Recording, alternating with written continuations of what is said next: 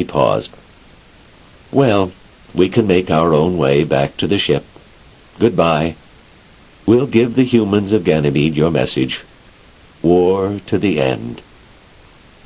But the Jovian said, Wait, I'll be back. He turned and went toward the city. The robots stared, and then waited in silence. It was 3 hours before he returned, and when he did, it was in breathless haste. He stopped within the usual 10 feet of the robots, but then began inching his way forward in a curious, groveling fashion.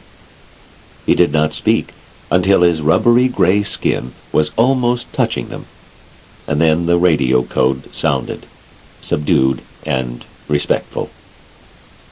Honored sirs, I have been in communication with the head of our central government, who is now aware of all the facts, and I can assure you that Jupiter desires only peace. I beg your pardon? Asked 3 blankly. The Jovian drove on hastily. We are ready to resume communication with Ganymede, and will gladly promise to make no attempt to venture into space. Our force field will be used only on the Jovian surface. But, 3 began, our government will be glad to receive any other representatives our honorable human brothers of Ganymede would care to send. If your honors will now condescend to swear peace. A scaly tentacle swung out toward them, and 3, quite dazed, grasped it. 2 and 1 did likewise, as 2 more were extended to them. The Jovian said solemnly, There is then eternal peace between Jupiter and Ganymede. The spaceship, which leaked like a sieve, was out in space again. The pressure and temperature were once more at 0, and the robots watched the huge but steadily shrinking globe that was Jupiter. They're definitely sincere, said ZZ2, and it's very gratifying, this complete about-face, but I don't get it. It is my idea, observed ZZ1, that the Jovians came to their senses just in time and realized the incredible evil involved in the thought of harm to a human master. That would be only natural. ZZ3 sighed and said, Look, it's all a matter of psychology. Those Jovians had a superiority complex a mile thick, and when they couldn't destroy us, they were bound to save face.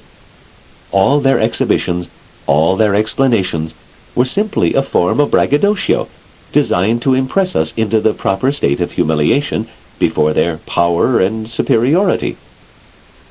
I see all that, interrupted 2, but... 3 went on. But it worked the wrong way. All they did was to prove to themselves that we were stronger, that we didn't drown, that we didn't eat or sleep, that molten metal didn't hurt us.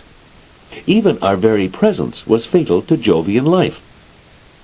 Their last trump was the force field, and when they found out that we didn't need them at all, and could live in a vacuum at absolute 0, they broke. He paused and added philosophically, When a superiority complex like that breaks, it breaks all the way. The other 2 considered that, and then 2 said, But it still doesn't make sense. Why should they care what we can or can't do? We're only robots. We're not the ones they have to fight. And that's the whole point, 2, said 3 softly. It's only after we left Jupiter that I thought of it. Do you know that through an oversight, quite unintentionally, we neglected to tell them we were only robots? They never asked us, said 1. Exactly. So they thought we were human beings, and that all the other human beings were like us. He looked once more at Jupiter, thoughtfully. No wonder they decided to quit.